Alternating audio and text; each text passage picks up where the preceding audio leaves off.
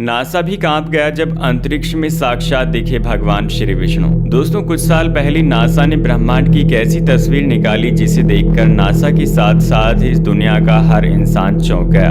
अब सवाल यह उठता है कि आखिर उस तस्वीर की सच्चाई क्या थी और किस तरह से वो वेद और पुराणों से जुड़ा हुआ है। सबसे पहले आपको भगवान श्री कृष्ण और भगवान विष्णु जी के बारे में वह बातें जान लेनी चाहिए जो कि आपको जानना बहुत जरूरी है, जिसे आप में से बहुत ही कम लोग ही जानते होंगे। साथ ही उन सब बातों का जुड़ाव नासा को मिली उस चौंकाने वाली तस्वीर से भी है। तो स्वागत है दोस्तों आपका हमारे YouTube चैनल ज्ञान बाबा हिंदी में। अगर आप इस चैनल पर पहली बार आए हैं तो चैनल को सब्सक्राइब करें और वीडियो पसंद आने पर लाइक जरूर कीजिएगा।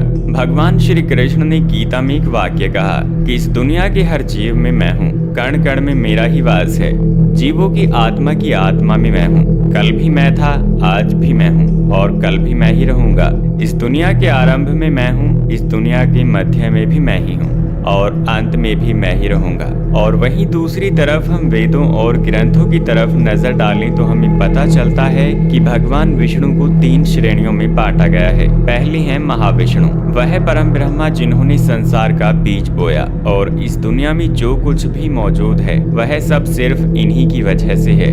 आपकी आत्मा यहाँ तक कि आपकी बुद्धि भी सब कुछ महाविष्णु की ही देन मानी जाती है। दूसरे हैं क्षीरोदकशाय विष्णु। जब हम बात करते हैं हर जगह भगवान है, हवा में, मनुष्य में, धरती में, कण कण में और छोटी से छोटी चीज में भी भगवान है, तो वहाँ बात की जाती है क्षीरोदकशाय विष्णु की। तीसरे हैं गर्भोदकशाय विष्णु, जिनके लिए यह कहा जाता है कि इन्हीं के नाभि कमल से भगवान ब्रह्मा की उत्पत्ति हुई थी और फिर सारी सृष्टि की रचना के बाद खुद भगवान विष्णु जी ने ही सृष्टि को संभालने का कार्यभार उठा लिया था। ऐसे में आपको भी बहुत से धार्मिक ग्रंथों में क्षीरोदकशाय विष्णु की तस्वीर देखने को मिल जाती होगी, जो कि कोई काल्पनिक तस्वीर नहीं है बल्कि वेद और पुराणों को समझकर बनाई गई तस्वीर है। इसे ध्यान से देखिए और नासा द्वारा निकाली गई इस तस्वीर को भी देखिए, जिसे नासा ने मिस्टिक माउंटेन का नाम दिया है।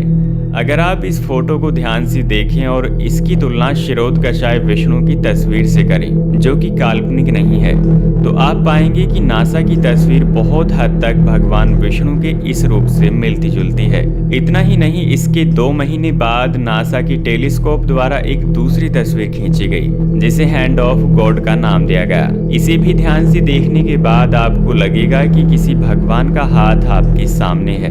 जब ये वाली तस्वीर नासा के बीच आई तो लोग चौंकने लगे और दोनों ही फोटो को भगवान के साथ जोड़ते हुए दिखाई दिए और यह बहुत ही तेजी से सोशल मीडिया पर वायरल होने लगी। धीरे धीरे इन दोनों तस्वीरों ने पूरी दुनिया में तहलका मचा दिया। कुछ लोगों ने हाथ वाली तस्वीर के लिए यह भी कहा कि यह तस्वीर ब्रह्मांड के अंतिम चोटी से निकलती हुई दिखाई दे रही है और उंगलियों के ऊपर सुदर्शन चक्र है। इसका मतलब यह हुआ कि आप माने या न माने, इस दुनिया में हर चीज, यहाँ तक कि पूरा का पूरा ब्रह्मांड भगवान विष्णु के अंदर ही विद्यमान है। इसीलिए प्रकृति समय समय पर ऐसी चमत्कार दिखाती है जिसे देखकर विज्ञान के भी होश उड़ जाते हैं। लेकिन अफसोस यह है कि विज्ञान इन सभी बातों पर बहुत कम विश्वास करता है या करता ही नहीं है।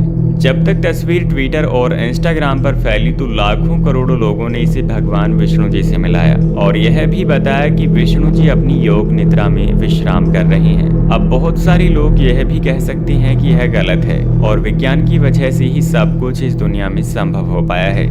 विज्ञान ने ही इस दुनिया को उत्पन्न किया है।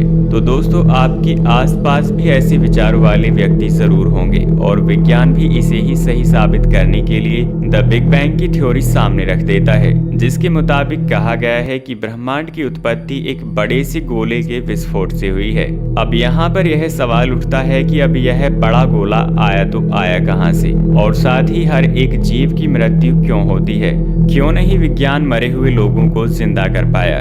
ऐसी बहुत सी सवाल हैं जिससे विज्ञान भी पगला जाता है और इसलिए कहा जाता है कि जहाँ पर विज्ञान की सोच खत्म होती है वहीं से वेद और पुराणों की बातें शुरू होती हैं। फिर ऐसी बहुत सी चीजें हैं जिसे विज्ञान अब समझ पाया है, लेकिन वेद और पुराणों में वे सभी कब की समाप्त हो चुकी हैं। पौराणिक काल की बात करें तो उस समय दुनिया इतनी ही उन्नत थी, अपनी ही शक्तियों की मदद से ईश्वर को देखा भी जा सकता था और समझा भी जा सकता था, जिसे विज्ञान के लिए सोचना भी संभव नहीं। यहाँ तक कि पहुँचने की बात तो दूर ही है।